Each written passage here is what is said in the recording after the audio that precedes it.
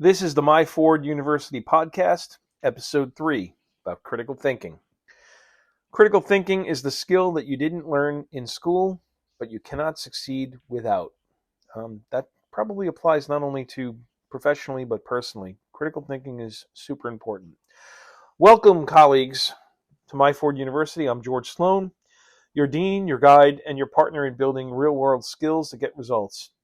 Here at MYFORD University, we take what traditional education complicates and make it simple, fast, and useful.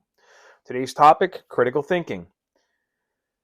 This is one of those terms that gets thrown around constantly, but few people can actually explain what it means, let alone how to use it in real life. And yet, in real life, you need to use it all the time.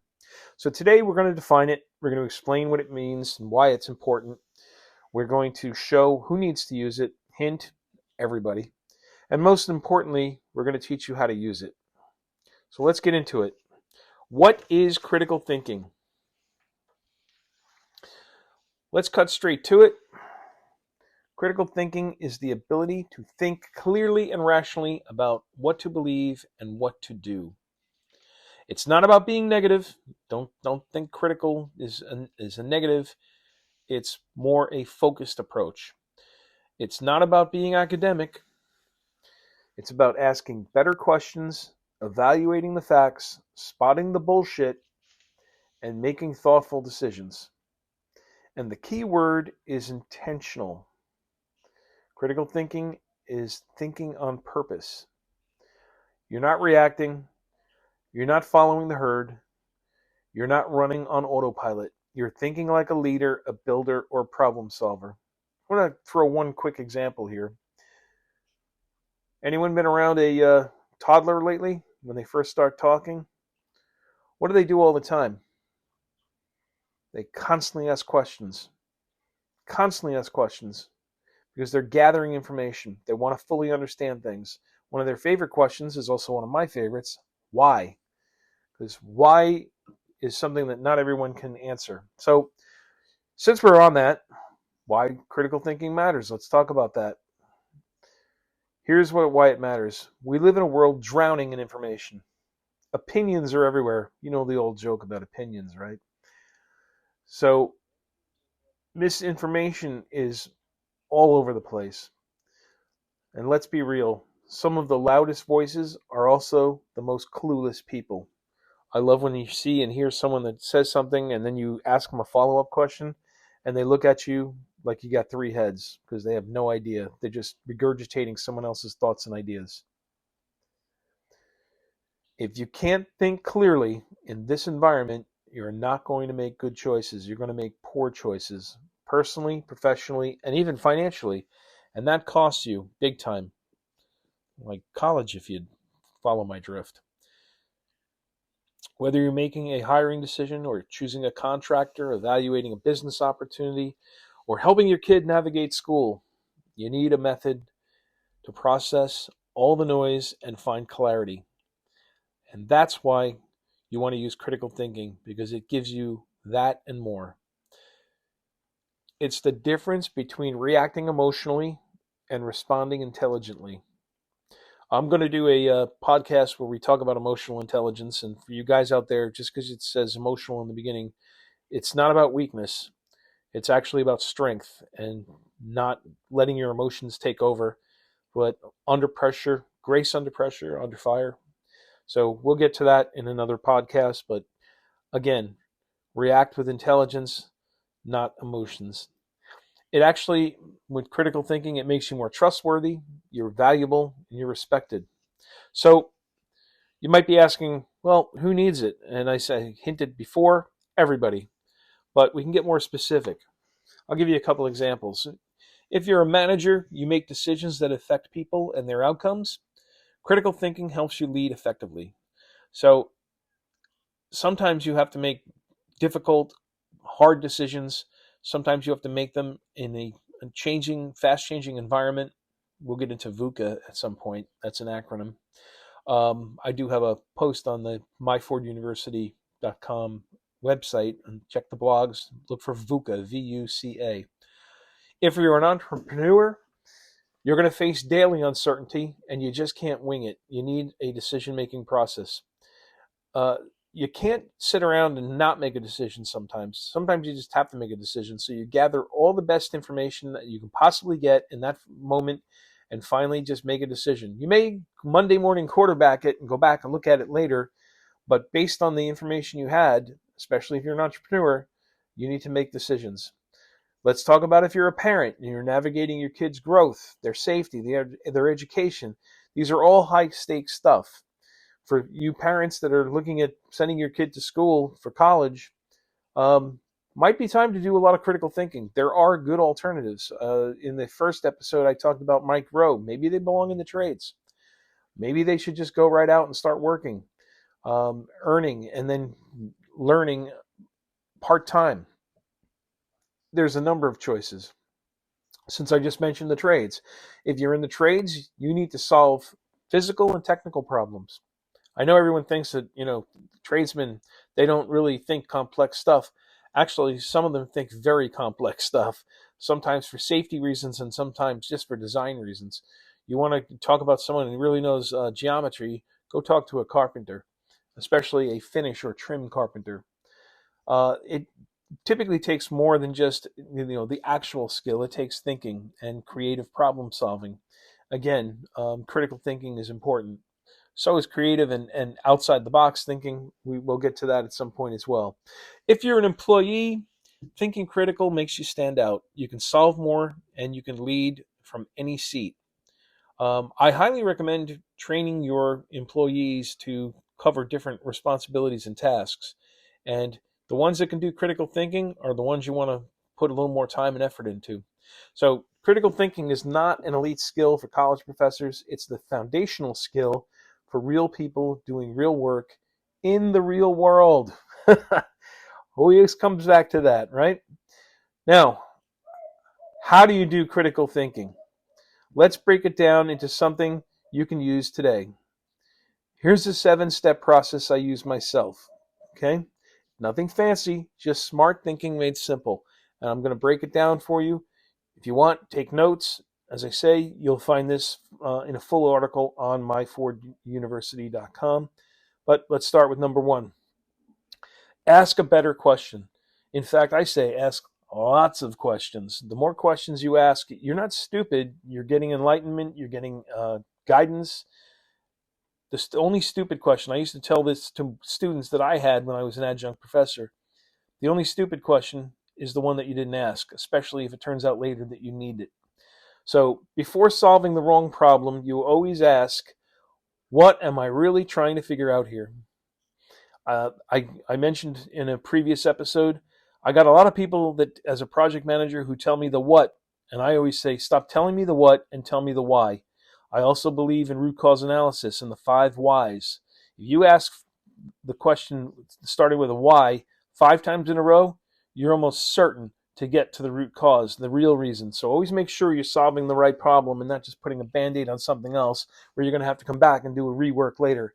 So what are you really trying to figure out is something you should be asking. Instead of, should I take this job, ask, does this job, if we're talking a potential employment situation, does this job move me closer to my goals without compromising what matters most? Again, better questions lead to better answers. And ask questions often and frequently. And don't stop until you feel comfortable with what you've heard. Sometimes it opens up a can of worms, but really at the end of the day, you need to know. You got to ask as many questions as you can so that you can make an intelligent, informed decision. That's what critical thinking is about. So number 2, gather facts, not just feelings. Ask this question all the time. What do I know for sure? What don't I know? That's a big one. A lot of people don't ask that question, and they really should. They don't know what they don't know. You know what I do almost every time I'm in a situation where I'm having a conversation about, say, a project? I always ask at the end, even in a job interview, is there anything I didn't ask that I should ask? Do other people ask a certain question that I'm not asking you right now?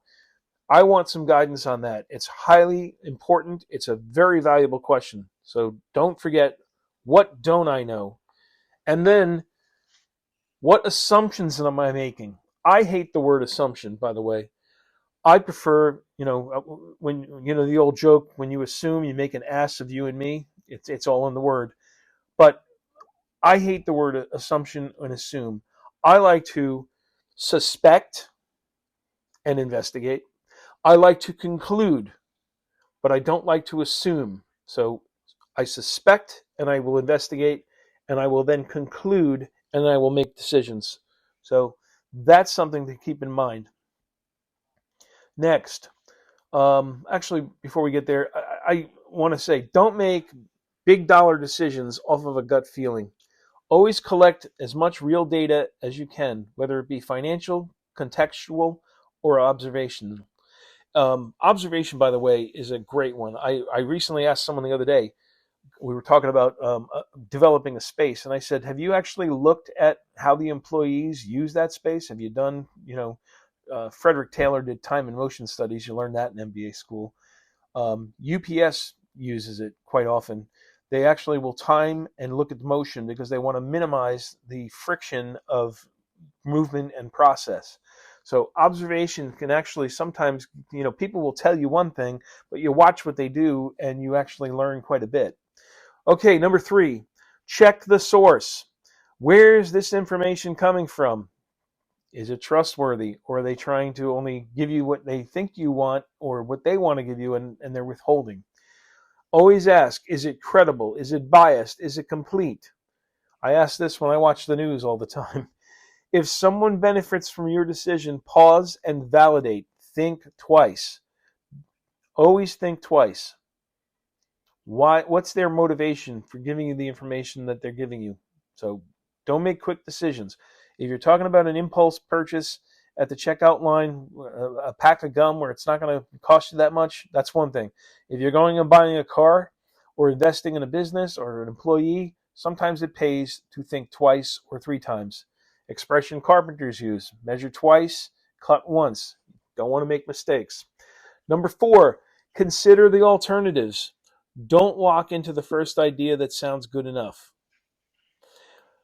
I'll add to that. I will say sometimes you need to go with a workable solution and then you can perfect it or make it better later. I don't believe in perfect, I only believe in better. So don't just go with the first thing, although sometimes it isn't bad to go with something simple and then work on making it better and more complex later. Ask yourself these questions. What are 2 or 3 other ways to solve this? What would someone smarter than me say? What would I recommend if someone else came to me with this? This is where insight happens. There's a model, and again, I'll do a full concept discussion on the website on this, called the 1-3-1 model. Identify the right one problem, come up with 3 potential solutions, and then make a recommendation based on analysis of those 3 solutions. You can also think of this as good, better, and best. So think of alternatives. That kind of leads us into the next one. Number 5, weigh pros and cons. Ask yourself, what's the best case scenario? What's the worst case scenario? What's most likely? Again, there's possible things that could happen and there's probable things that could happen. You want to think about this. Then when you've done these questions, ask this one magic question. Can I live with the worst case scenario? If you can't, it's time to look for other solutions. So the upside, if you can live with it, the upside is worth it and you should make your move. Otherwise, time to reevaluate and reassess. Number 6, check yourself. Do a self-audit. Ask, am I just confirming what I already wanted to believe? You had preconceived notions and you went and found evidence to support that? Am I rushing into this because I'm emotional? You don't want to be emotional about things. Car buying, I see a lot of people get emotional. You need to be a little more critical thinking and a little more analytic about it, and check your emotions at the door, believe me. Otherwise, it's going to cost you. Am I being honest, or am I just trying to be right? Hey, sometimes you might have a belief, and someone that does critical thinking is always willing and open-minded enough to look at new information. Sometimes things change. New information sometimes means it's time to make a new decision. Very powerful approach. And again, this is where most people go wrong. Self-awareness makes you smarter. So not only check the situation, but check yourself. Number 7, decide, act, and reflect. Don't get stuck. There's something known as analysis paralysis. You don't want to overanalyze. At some point, you got to make a decision. So make the best choice with the information you have. I kind of hinted at that before. You may come back to it later and say, oh, there could have been a better approach. But say you're in an emergency situation. You have to make a decision. You do the best you can with the information you have at the moment. So afterwards, you can always reflect, and you definitely should. I call this, as a project manager, the post-mortem, where we look at it after the fact. You ask questions like, what worked? What didn't work? What will I change next time? I also take this a step further. If something worked, can we do a little bit more of it? Or can we do even better with it? If it didn't work, we then need to decide, what do we need to do to pivot and adjust? Or should we abandon that aspect altogether? So what will you change the next time? This final step turns critical thinking from theory to a skill. And again, we're all about skills and we're all about applying it. Let's talk about some of the things you should watch out for. I always like to add what some of the pitfalls are. Even smart people can screw this up. So watch for these traps. Overconfidence bias. You already know the answer. Maybe not. You should check your ego. As I said, things sometimes change. Sometimes it's time for a new decision. What you believed 5-10 years ago might not still be true today. Things have, modified and changed, and technology has picked up. Might be time to reevaluate and make a new decision. Confirmation bias, only listening to what proves your point. Man, I see this all the time. I sometimes like to play devil's advocate. I don't want to hear what proves my point. I want to hear the counterpoints. I'm open-minded enough because, again, I might have missed something. Nobody's perfect. You always have to think in terms of what else is there that I need to look at. Another trap that you can fall into, false urgency. I mean, feeling like you have to decide right now. You usually don't. You'll see, going back to our car salesman example, they'll create a sense of false urgency. Oh, it's not gonna be here next week, or I got someone else looking at it. Or if you're buying a house, same thing. Watch out for this. Take your time. Small decisions, small amount of time. Big decisions, more time. Don't rush unless you have to. I mean, you truly have to. Again, if it's an emergency, you must rush. You got to make a quick, good decision. But if you don't need to make a decision today, take the night and think about it and make the decision tomorrow. I often say to my wife, let me think about it, let me chew it over, and we'll pick it up in the morning. Figure out what we're going to do. I said, do we need to make the decision right now? Well, not really. Then let's not. Let's think about it tonight, and then we'll make a new decision tomorrow. Another pitfall, overcomplication. Sometimes the simplest answer is the best one. This one, again, I love elegant solutions. I love it. But I will always take a workable solution. Sometimes the simple way is best. There's another expression called the KISS principle. Keep it simple, stupid. We're not talking about Gene, Paul, Chris, and Ace. We're talking about an acronym. Keep it simple, stupid. Don't make the complex when you don't need to. We want to simplify the complex, not make the simple more complex. So watch out. The goal isn't to outthink the world. It's basically to think clear enough to act wisely. All right, let's do a couple real-world examples, and you'll see some of the ways that critical thinking pays off. I mean, I've already given you some, but let's talk in business. A client that once wanted to hire a vendor that was 20% cheaper than others. Looked good until they broke down what they were leaving out of the scope. That deal, quote unquote, would have cost more in rework and change orders, and we passed on it. Okay, I talk about this one all the time. I always say to folks, when it comes to getting vendors, I always like doing competitive bidding. I always like to have 3, and I will always try to do, we call it bid leveling, where we do an apples to apples comparison. Why do I want to do this? Because there are some folks that will lowball and then get you on the back end with change orders if you're into project management, and rework and certain other upsells. So you want to make sure you know going in, and this is where critical thinking can be very valuable in a business situation. Let's talk in parenting.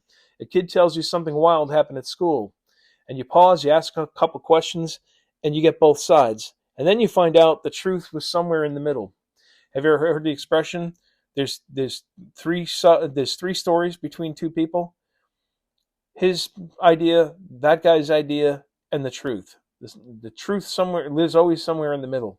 So, crisis averted and trust preserved. You always want to make sure that you get both sides of the story, evaluate it, and then make a good decision. Let's talk about personal development. Someone offers you a shortcut course or coaching deal. Instead of jumping in, you pause, evaluate, and research the person to discover they're all flash and no substance. Another bullet dodged. That's another thing. I'm always looking for people that I can identify as having some credibility. If I feel like they're just doing a quick sale and they're not necessarily going to be able to back it up, or the promise doesn't seem quite right, I'm always going to ask more questions. I want to get to know the situation. Again, make sure you know what you're getting into. So let's do a little bit of a wrap up here, because I don't want to have this run on too long. Critical thinking is one of the most valuable skills you can develop, and probably the one that's lacking the most in the world. I've often heard the expression, common sense is not very common. You've heard that one? Well, it kind of applies here. So critical thinking helps you make smarter decisions. It helps you lead with confidence. It'll help you make avoid avoidable mistakes. And of course, helps in terms of building trust and credibility. It also creates consistent results. Again, you're not going to get it right every single time, but you want to up your odds, and critical thinking can actually help you do that. So guess what? You can start today. You now have an idea of what critical thinking is. Take that pause every now and then. You don't need a PhD or a 4-year college degree. You just need to know the process and the willingness to use it. Again, we like learning things fast and applying it faster so that we get positive results. So at MYFORD University, we're going to keep showing you that approach. We're going to talk about what, the why, and the how, because again, at the end of the day, you have to be able to apply it.